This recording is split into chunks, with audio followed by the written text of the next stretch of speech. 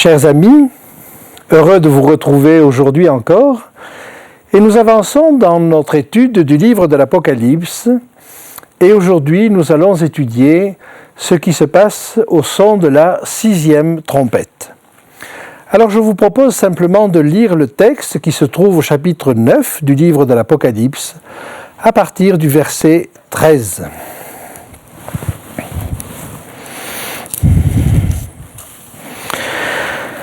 Le 6e ange sonna de la trompette, et j'entendis une voix venant des 4 cornes de l'autel d'or qui est devant Dieu, et disant au 6e ange qui avait la trompette, « Délie les 4 anges qui sont liés sur le grand fleuve l'Euphrate. » Et les 4 anges qui étaient prêts pour l'heure, le jour, le mois et l'année furent déliés afin qu'ils tuassent le tiers des hommes. Le nombre des cavaliers de l'armée était de 2 myriades de myriades. J'en entendis le nombre. Et ainsi je vis les chevaux dans la vision, et ceux qui les montaient, ayant des cuirasses couleur de feu, d'hyacinthe et de soufre. Les têtes des chevaux étaient comme des têtes de lions, et de leur bouche il sortait du feu, de la fumée et du soufre. Le tiers des hommes fut tué par ces 3 fléaux, par le feu, par la fumée et par le soufre qui sortait de leur bouche. Car le pouvoir des chevaux était dans leur bouche et dans leur queue. Leur queue était semblable à des serpents ayant des têtes, et c'est avec elles qu'ils faisaient du mal. Les autres hommes qui ne furent pas tués par ces fléaux ne se repentirent pas de leurs œuvres, des œuvres de leurs mains, de manière à ne point adorer les démons et les idoles d'or, d'argent, d'airain, de pierre et de bois, qui ne peuvent ni voir, ni entendre, ni marcher. Et ils ne se repentirent pas de leurs meurtres, ni de leurs enchantements, ni de leur impudicité, ni de leur vol. Le spectacle qui nous est donné ici n'est ni réjouissant, ni attrayant. C'est celui d'une guerre où une quantité d'hommes incroyable est engagée, et nous voyons se mêler les forces militaires et les forces du mal. Et nous allons essayer de voir ce que nous pouvons tirer de ce texte-là. Mais il faut reconnaître que, puisque ces événements qui sont décrits ici sont encore dans l'avenir, il est probable que l'avenir nous donnera un petit peu plus de précision sur la manière dont ils vont se dérouler. J'aimerais préciser quand même quelque chose avant d'entrer dans cette étude-là. Vous avez noté que à la fin de cet épisode-là, les hommes ne se repentent pas. Mais il faut reconnaître qu'il y a, à la fin du temps de la 6e trompette, au chapitre 11, un temps où les hommes se repentent. Et vous vous rappelez sans doute qu'il était précisé que cette 6e trompette, qui est assimilée au 2e malheur, ne se termine qu'au milieu du chapitre 11. Lisons-le ensemble si vous voulez bien, au chapitre 11 et au verset 14. Le second malheur est passé, voici le 3e malheur vient bientôt. Mais juste avant qu'arrive ce 3e malheur, c'est-à-dire la 7e trompette, nous voyons ceci. À cette heure-là, il y eut un grand tremblement de terre, et la 10e partie de la ville tomba. 7000 hommes furent tués dans ce tremblement de terre, et les autres furent effrayés et donnèrent gloire au Dieu du ciel. C'est-à-dire que s'ils ne se repentent pas là, à la fin de la 6e trompette et de cette guerre, dans le même temps, il y a l'épisode du petit livre ouvert que nous lirons, l'épisode des 2 témoins au chapitre 11, et à la fin de cet épisode-là, il y a encore des conversions. Par conséquent, cette 6e trompette mérite d'être étudiée avec le reste, c'est-à-dire avec l'épisode du livre ouvert et des 2 témoins. Après, c'est-à-dire à la 7e trompette, le mystère de Dieu s'accomplit, nous le verrons, c'est la fin du service dans le sanctuaire. Et par conséquent, c'est pendant la 6e trompette que les hommes doivent faire leur choix ultime. En conséquence, cette sixième trompette, c'est le dernier appel à l'humanité. C'est une catastrophe, mais c'est encore un appel. Et c'est ainsi que je vous propose de le voir. Alors maintenant, rentrons directement dans l'étude de ce texte. Je vous propose de relire maintenant le premier verset de ce passage. Le sixième ange sonna de la trompette et j'entendis une voix venant des quatre cornes de l'autel d'or qui est devant Dieu. Les quatre cornes de l'autel d'or, c'est l'autel des parfums. Et l'autel des holocaustes, comme l'autel des parfums, avait une corne à chaque angle, et la corne est symbole de puissance. Mais sur cet autel, ce sont des parfums qu'on offrait, c'est-à-dire ce sont des prières qui montaient vers Dieu.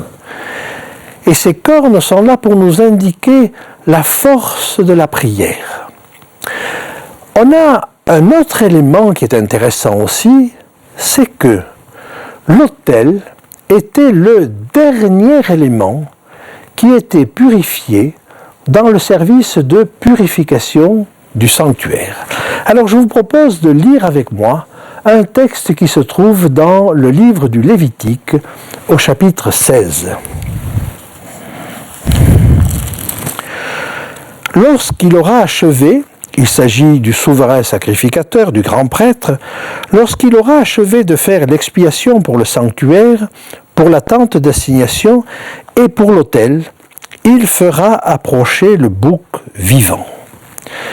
Ce qui est intéressant dans ce texte, c'est que avant de faire le dernier acte, qui consistait à reporter tous les péchés d'Israël sur le bouc pour Azazel, ce bouc qu'on allait conduire au désert, et qui symbolise Satan, qui finalement sera amené sur ce désert de terre, avant cela, le dernier acte, c'est la purification du sanctuaire, de la tente de la rencontre, et de l'autel. Et l'autel est en dernier.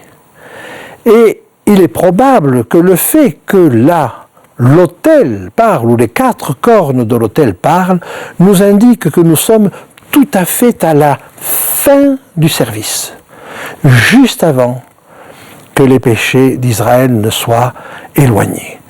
Mais Jésus est tout près de finir son service dans le sanctuaire. Alors, on peut lire encore, si vous voulez bien, d'autres éléments, mais retenons, si vous voulez, que l'autel d'or est la dernière étape dans ce processus. Je continue la lecture dans mon texte de la sixième trompette, et nous lisons ceci. En disant au sixième ange qui avait la trompette, délie les quatre anges qui sont liés sur le grand fleuve l'Euphrate, et les quatre anges qui étaient prêts pour l'heure, le jour, le mois et l'année furent déliés afin qu'ils tuassent le tiers des hommes.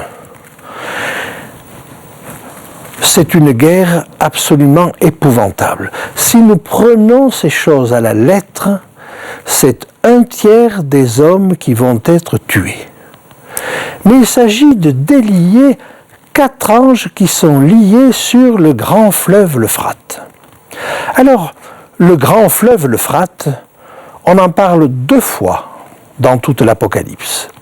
Une fois ici, à la sixième trompette, et une fois au chapitre 16, à la sixième coupe. Mais pour dire à ce moment-là que l'Euphrate est asséché.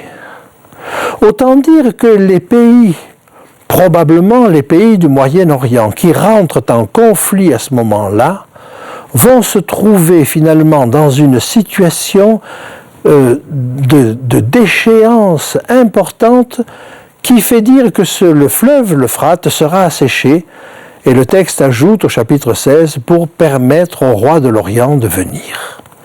En conséquence, si vous voulez, il y a là une guerre qui va mal se terminer pour les protagonistes. Le second point que j'aimerais souligner, c'est celui-ci. De nouveau, des anges sont déliés. Et ces anges qui sont déliés sont extrêmement agressifs puisque leur objectif, c'est de tuer un tiers de la population. Alors on avait déjà vu avec le 4e sceau qu'un quart de la population la plus démunie allait être touchée, mais ici c'est par la guerre que la population sera touchée. Et par conséquent, on assiste progressivement tout au long des trompettes, et vous vous en rendez compte, à un lâcher progressif des forces du mal. On l'avait vu au chapitre 7, quand Dieu retenait les vents pour qu'il ne soit pas fait de mal à la terre, à la mer et aux arbres. Puis, à ce moment-là, sont arrivées les premières trompettes, et donc ces anges-là étaient relâchés. Quand on est arrivé à la 5e trompette, la clé du puits de l'abîme est donnée à l'ange de l'abîme, c'est-à-dire à Satan, et de nouveau du puits de l'abîme sont sortis des sauterelles et autant de démons pour tromper les hommes. Et là encore, il est dit de relâcher 4 anges qui ont pour objectif de tuer le tiers de la population mondiale. Vous réalisez petit à petit que ce temps des trompettes, c'est un temps où les forces du mal, où les forces démoniaques prennent de plus en plus d'ampleur. Mais d'un autre côté, si les forces du mal prennent de l'ampleur, les forces du bien, les anges, sont au courant maintenant de ceux qui vont hériter du salut. Et eux, de leur côté, vont mettre toute leur force dans la bataille pour les dernières conversions. Voilà l'enjeu des trompettes, les dernières prises de position pour Dieu et les derniers assauts du mal. Je vous propose maintenant de lire la suite du texte. Sur le grand fleuve l'Euphrate, et ils étaient prêts pour l'heure, le jour, le mois et l'année.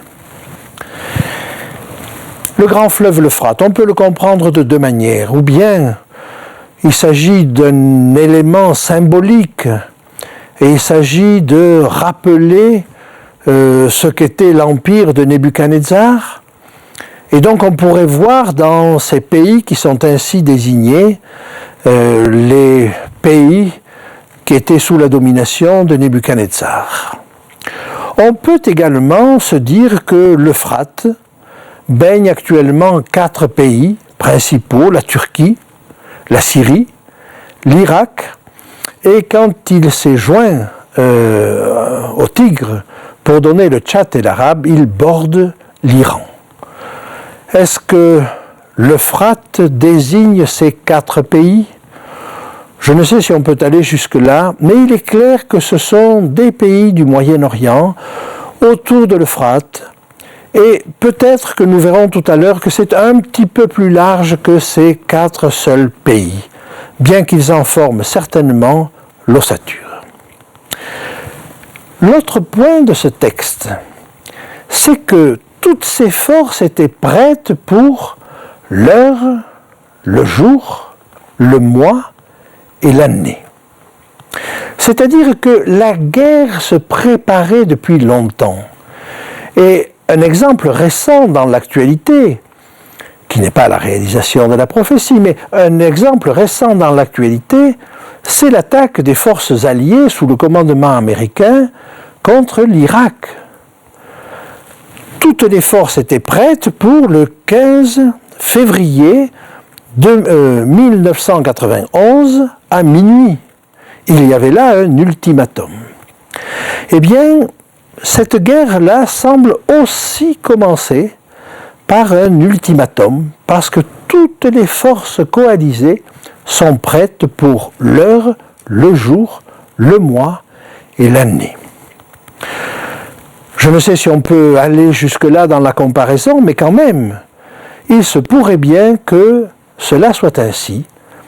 Et l'histoire nous a déjà montré des exemples d'un tel enchaînement, d'une telle organisation. J'avance encore dans le texte et nous pouvons lire ceci. Le nombre des cavaliers de l'armée était de 2 myriades de myriades, j'en entendis le nombre. 2 myriades de myriades, une myriade c'est 10 000 éléments. Alors, 2 myriades de myriades, ça fait 200 millions. 200 millions de combattants. Vous voyez qu'il y a là des forces en jeu considérables. Et il est probable qu'il y a là une accumulation de personnes qui ne se limitent pas aux quelques pays que j'ai cités tout à l'heure. Il y a probablement des alliances qui vont faire de cette guerre un événement majeur. Abordons maintenant le verset suivant, et il est dit ceci. « Et je vis les chevaux dans la vision, et ceux qui les montaient, ayant des cuirasses couleur de feu, d'hyacinthe et de soufre. Les têtes des chevaux étaient comme des têtes de lions, et de leur bouche il sortait du feu, de la fumée et du soufre. » Il y a là quelques détails dont je vous avoue que je ne sais pas très bien ce qu'ils veulent dire. Mais le cheval est un animal de guerre, c'est évident, donc il s'agit d'une guerre. Il semble qu'ils jettent par leur bouche du feu, de la fumée et du soufre. Quand nous voyons le feu et le soufre associés, nous nous rendons compte dans l'Ancien Testament qu'il s'agit de la destruction de Sodome et Gomorrhe, et dans le reste de l'Apocalypse, on parle de l'étang ardent de feu et de soufre qui est la seconde mort, ce qui signifie une destruction totale. Il y a en plus de la fumée, et la fumée, nous l'avons évoqué avec la 5e trompette, évoque la confusion, le trouble spirituel. Maintenant, est-ce qu'il s'agit aussi de nouvelles armes? L'avenir seul nous le dira, et je ne vais pas m'avancer dans cette voie-là. Mais l'esprit de l'homme est tellement inventif pour le mal que je n'en serais pas étonné. Continuons notre lecture. Le tiers des hommes fut tué par ces 3 fléaux, par le feu, par la fumée et par le soufre qui sortait de leur bouche. Le tiers des hommes. Vous vous rappelez qu'il était déjà mort le quart de la population, mais là c'est le tiers. Ce qui suppose que le premier élément est passé, mais que maintenant on se trouve devant une destruction massive. Alors un quart plus un tiers du reste, ça fait la moitié de la population mondiale. Faut-il prendre ces chiffres de manière littérale ? Je ne saurais l'affirmer vraiment, mais il est clair qu'il y a des morts là encore en grand nombre. Comment Dieu peut-il permettre cela? L'objectif de Dieu est de sauver, mais parfois pour sauver. Et pour sauver les cœurs les plus endurcis, ne faut-il pas aller jusqu'à l'horreur, jusqu'au dégoût du mal? Et c'est sans doute cela que Dieu permet dans ces circonstances-là. Avançons encore. Les autres hommes qui ne furent pas tués par ces fléaux ne se repentirent pas de leurs œuvres, des œuvres de leurs mains, de manière à ne point adorer les démons et les idoles d'or, d'argent, d'airain, de pierre et de bois, qui ne peuvent ni voir, ni entendre, ni marcher. Bien que l'appel de Dieu soit pressant, personne apparemment là ne se repent. Et que font-ils de si mauvais? Ils adorent des démons. Il me semble qu'on est dans le droit fil de la 5e trompette. Les démons, les mauvais anges, les anges déchus, appelez-les comme vous voudrez, ont pris une importance dramatique. Tous les jours, nous les voyons gagner du terrain. Mais là, ils occupent pratiquement l'esprit de tout le monde. Et ils sont adorés, directement ou indirectement, mais ils sont adorés. Et les hommes adorent également la pierre, le bois, c'est-à-dire des statues, c'est-à-dire des éléments, des figurations de ces choses-là. Comment est-ce possible? Mais vous savez, si on fait des statues ou si on évoque les morts pour se prosterner devant, vous savez que les morts dorment. Et c'est finalement aux démons que l'on rend un culte. Nous verrons ceci au chapitre 13, ce sera un petit peu plus développé. Mais voyez le monde dans une apparente adoration. C'est-à-dire, comme le dit l'apôtre Paul, ayant l'apparence de la piété, en réalité renie ce qui en fait la force. Il n'obéit pas à son maître, il désobéit. Et il se lance dans un culte erroné qui le conduit à la catastrophe. C'est ce qui se passe là, maintenant. Ils ne se repentirent pas non plus de leur meurtre, ni de leurs enchantements, ni de leur impudicité, ni de leur vol. Il n'y a pas simplement une erreur théologique à adorer des choses qui ne devraient pas être adorées. Il y a des meurtres, des vols, des viols, des enchantements. Le mot qui est employé là, c'est pharmakeia. Pharmakeia représentait toutes les drogues qui étaient utilisées dans le cadre de la sorcellerie. En réalité, ce qu'on nous dit là, c'est qu'il y a de la sorcellerie. Et toute cette pharmacopée a peut-être aussi d'autres incidences, a peut-être aussi d'autres significations. Alors, comment se préserver de cela? Comment y voir clair?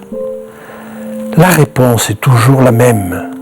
Notre secours est en Dieu et en sa parole. Et si nous ne suivons pas sa parole, nous serons balayés, emportés à tout vent de doctrine, comme le dit l'apôtre Paul. La seule chose qui puisse nous faire tenir ferme, c'est la parole et c'est la prière. Et tant qu'à faire, autant le faire en groupe, parce que si on reste près de personnes qui nous sont proches par la foi, alors on est plus solide pour résister. Que Dieu nous aide à nous préparer pour ces temps difficiles.